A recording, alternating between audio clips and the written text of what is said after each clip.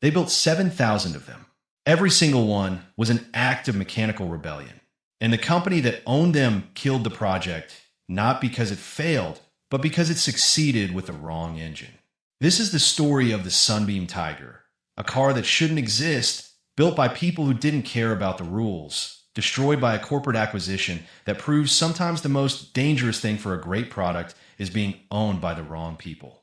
Picture this. It's 1964. You walk into a British car dealership. Sitting in the showroom is what looks like a typical British roadster. Pretty lines, leather interior, wire wheels, the whole package. Then the salesman turns the key. That sound? That's not a British four-cylinder. That's 260 cubic inches of American fury. That's a Ford the 5th 8 crammed into a space designed for an engine half its size. That's the Sunbeam Tiger. And it exists because an engineer looked at an underpowered sports car and thought, you know what this needs? Violence. The original Sunbeam Alpine was basically automotive wallpaper. Pleasant, inoffensive, slow. 97 horsepower from a 1.5-liter four-cylinder borrowed from a family sedan. To put that in perspective, a modern Honda Civic makes more power. In 1959, when sports cars were supposed to be exciting, the Alpine took 14 seconds to hit 60 miles per hour. 14 seconds. That's not sporty. That's geological. But here's the thing. The Alpine was actually a good car in every other way. It handled beautifully. The chassis was well balanced. The styling was gorgeous. The Roots Group, the British conglomerate that owned Sunbeam, knew they had a winner. They just needed to solve one tiny problem. Their sports car had no sport. Developing a new engine? Too expensive. Roots was already running on financial fumes, trying to manage multiple brands, Hillman, Humber, Singer, Sunbeam, competing against giants like British Leland and imported Americans that were eating their lunch. They needed a shortcut. They needed someone crazy enough to attempt the impossible. Enter the legend, Carroll Shelby. By 1962, Shelby was already an automotive deity. Le Mans winner, professional race car driver, and builder of the AC Cobra, which was basically the same idea. Take a lightweight British sports car, insert American V8, create chaos. Roots thought, if Shelby can do it with an AC, why not with our Alpine? Shelby was interested. He was also impossibly busy. Ford had him on retainer. The Cobra was consuming his life. He couldn't personally babysit the Alpine project, but Shelby knew someone who could, a man who would later become a legend in his own right, though few people remember his name. Ken Miles. Ken Miles was a British-born engineer working out of a small shop in Los Angeles. Meticulous doesn't begin to describe him. Obsessive is closer. Brilliant is accurate. This was a man who could look at an impossible problem and see 17 solutions, then figure out which one would actually work. Later, he becomes semi-famous for his role in Ford's GT40 program. In 1963, he was just a guy with a wrench and a gift for making physics bend to his will. Miles examined the Alpine and immediately saw the issue. The engine bay was laughably small. Designed for a tiny four-cylinder, there was barely enough room for that, let alone something bigger. A V8? Forget it. No way. Impossible. Miles built it anyway. The Ford Windsor small block V8 was the key. The 260 cubic inch variant was compact for a V8, relatively light, and made 164 horsepower in base form. That doesn't sound impressive today, but remember we're comparing it to 97. That's a 69% power increase. In the same chassis, with the same brakes, with the same suspension. This was either genius or suicide, depending on who you asked. Making it fit required surgery. The transmission tunnel got widened. The steering rack was relocated. The suspension geometry was completely recalculated. The battery moved to the trunk. The entire front subframe was redesigned. This wasn't an engine swap. This was automotive origami. 6 weeks. That's how long it took Miles to go from concept to running prototype. 6 weeks to create something that shouldn't exist. When it was finished, Miles drove it. Then Shelby drove it. It was $4,250. The Tiger was a genuine performance bargain. You got American muscle with British style at a discount. But compromises were everywhere. The interior was cramped. That widened transmission tunnel ate into legroom. Footwells were tight. tall drivers basically sat sideways. The added weight from the V8 affected the Alpine's balanced handling. And the brakes, those Alpine drum brakes designed for 97 horsepower, now had to stop a car making 164. They were adequate for normal driving. For spirited driving, brake fade became a very real concern. And the build quality? Inconsistent at best. Each Tiger was essentially hand-built. Shelby American was a racing operation first, production facility second. The guys building these cars were used to race cars that got rebuilt after every event, not consumer vehicles that needed to last years. Fit and finish varied wildly from car to car. Despite all this, the Tiger sold. Not in massive numbers, but enough. Between 1964 and 1967, approximately 7,067 Tigers were built. That's about 2,300 per year. For a niche sports car from a second-tier British brand, those are respectable numbers. Not Corvette numbers, but Corvette had General Motors behind it. The Tiger had a racing shop in Los Angeles. The Tiger attracted a very specific buyer. People who wanted sports car aesthetics with muscle car performance. People who appreciated absurdity. People who understood that the combination of British engineering and American power was inherently ridiculous and loved it anyway. People who didn't mind maintenance. Constant maintenance. Tigers required attention. Racing versions appeared almost immediately.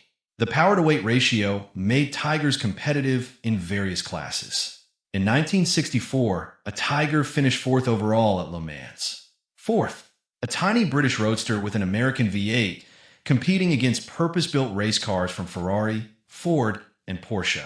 Peter Harper and Peter Proctor drove it for 330 laps. The car finished. But that racing success exposed another truth. The basic design was at its absolute limit. The chassis couldn't handle more power without major modifications. The suspension was stressed. The brakes were inadequate. The whole package worked through determination more than engineering margin. Roots knew they needed more. More power for American buyers. More refinement for European customers. More everything to compete with increasingly powerful American muscle cars. The solution was the Mark II Tiger. Introduced in 1967, the Mark II addressed some of the original's issues. The engine grew from 260 cubic inches to 289. That's Ford's legendary 289 small block. The same engine powering countless Mustangs and Cobras. Power jumped to around 200 horsepower. Torque increased proportionally.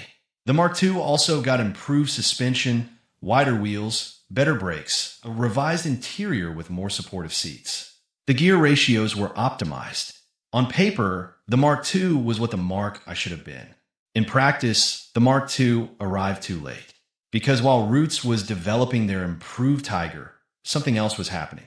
Something that would kill the car within months. Chrysler, the American automotive giant, had been quietly buying shares in the Roots Group since 1964. By 1967, Chrysler owned controlling interest. The Roots Group, that collection of British brands built over decades, was now American-owned. And Chrysler had a problem. The Tiger used Ford engines. Ford, Chrysler's arch-rival. Every Tiger sold generated revenue for Ford. Every Tiger on the road advertised Ford power. Chrysler was funding their competition. The obvious solution was to swap in a Chrysler engine. Roots engineers investigated. They measured. They calculated. They discovered what Ken Miles had known from the beginning. The engine bay was tiny. The Ford small block fit because it was unusually compact. Chrysler's V8s were larger in almost every dimension. The 318 wouldn't fit. The 340 wouldn't fit. Even the slant, 6 required modifications that would compromise everything. Redesigning the front end to accept Chrysler engines would cost millions. Chrysler looked at the sales numbers, 7,000 cars in 3 years, and did the math. Millions in development costs for a niche product with limited growth potential? The numbers didn't work. There was another option. License the Ford engine. Continue production with supplier agreements. Other manufacturers did this. The automotive industry had a long history of cross-brand engine deals. Ford said no. Well, they didn't directly refuse. They just made the licensing terms unattractive. Price per engine went up. Supply priority went down. Ford had their own small sports car now, the Mustang, and they had zero interest in helping a Chrysler subsidiary compete against it. In spring 1967, Chrysler made the decision. Tiger production would end. The last cars rolled off the line in June 1967. A total of 633 Mark II Tigers were built. Combined with the 6,434 Mark I cars, the final production count was 7,067 vehicles. 3 years, 7,000 cars. Done.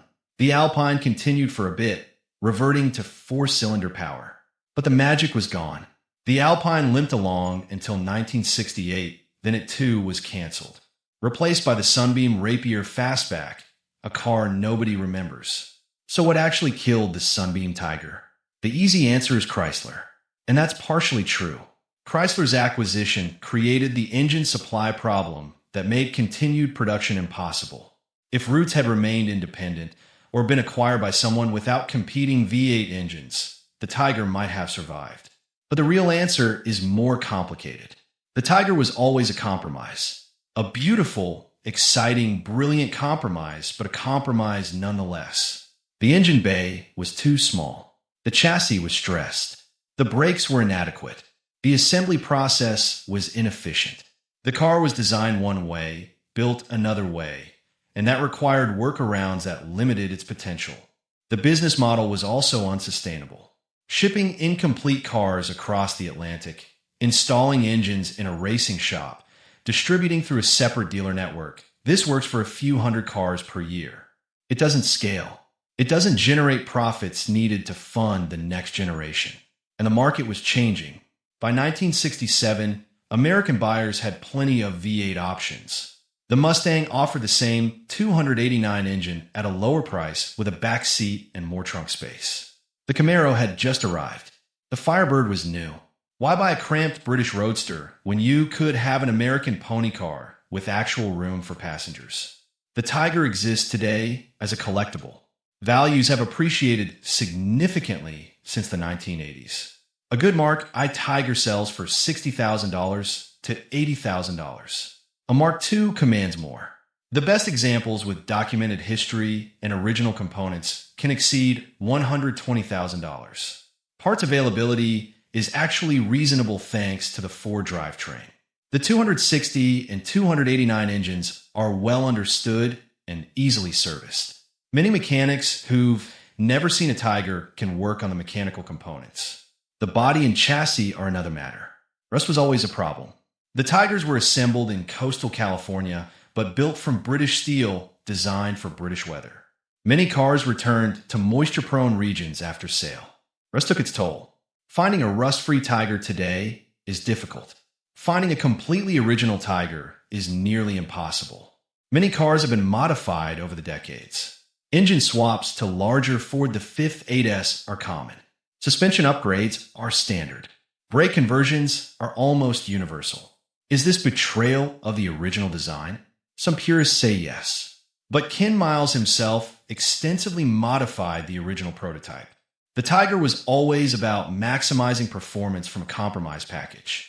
Continuing that tradition with modern components seems consistent with the car's spirit. The Tiger's legacy extends beyond the cars themselves. It proved small British sports cars could accept American V8 power. It demonstrated that global manufacturing with components and assembly spread across continents could produce a coherent product. It showed a tiny roadster could compete at the highest levels of motorsport. And it proved that corporate politics can kill a great car faster than any engineering problem. Carroll Shelby went on to greater fame with the GT40 program and various Ford projects. Ken Miles died at Riverside Raceway in 1966, just months before the Tiger's cancellation, while testing the J-Car prototype that would eventually become the GT40 Mark IV. His contributions to automotive engineering, including his work on the Tiger, are often overlooked in favor of his racing achievements. The Roots Group was eventually absorbed entirely into Chrysler's European operations. The British brands were consolidated, then eliminated. Sunbeam, Hillman, Humber, Singer, names that once meant something gone. Chrysler's European adventure didn't last. By the 1970s, they were selling off assets and retreating to America. The factories that built Alpines and Tigers were eventually acquired by Peugeot, then sold again. The buildings still stand in Coventry, but they no longer make cars. There's an irony here. Chrysler killed the Tiger because they couldn't put their own engine in it. Within a decade, Chrysler was struggling to survive. They merged with Daimler in 1998. They emerged from bankruptcy in 2009 with Fiat's help. The company that couldn't find room for one of their V8s in a British roadster spent the next 50 years bouncing from crisis to crisis. The Tiger, meanwhile, just keeps appreciating in value. 7,000 cars, 3 years of production, still generating enthusiasm 60 years later. Sometimes the canceled projects outlive the companies that canceled them. That's the Sunbeam Tiger, a British body with an American heart, killed by corporate politics before it could reach its potential. Less than a decade of existence, a few thousand satisfied owners, and a legacy that suggests what might have been if the accountants and executives had just stayed out of the way. If you've ever seen one in person, or better yet, driven one, you know what I mean. The sound of that Ford the Fifth 8 in a car that size. The acceleration that feels inappropriate for something so small. The cramped interior that somehow makes the experience more intimate, more connected. They don't make them like this anymore. They barely made them like this in the first place.